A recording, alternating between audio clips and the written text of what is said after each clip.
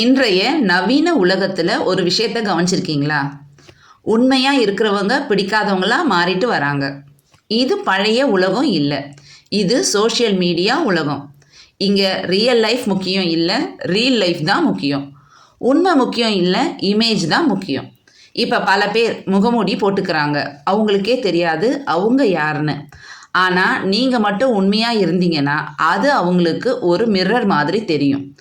நீங்கள் உண்மையாக இருந்தால் அவங்க தங்களோட பொய்யை பார்த்து அன்கம்ஃபர்டபுளாக ஆவாங்க.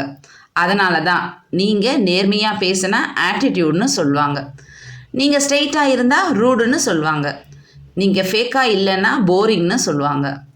உண்மை ஒரு லைட் மாதிரி, அது வந்தால் பொய்யுங்கிற இருட்டு ஓடி ஒளிஞ்சிடும். அதனால் இருட்டுக்கு லைட் பிடிக்காது. ஆனால் நீங்கள் மாற வேணாம்.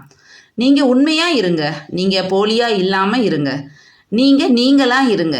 ஏன்னா இந்த உலகம் உங்களை ரிஜெக்ட் பண்ணலாம், ஆனால் உங்களோட உண்மைத்தன்மை உங்களை ஒருபோதும் ரிஜெக்ட் செய்யாது.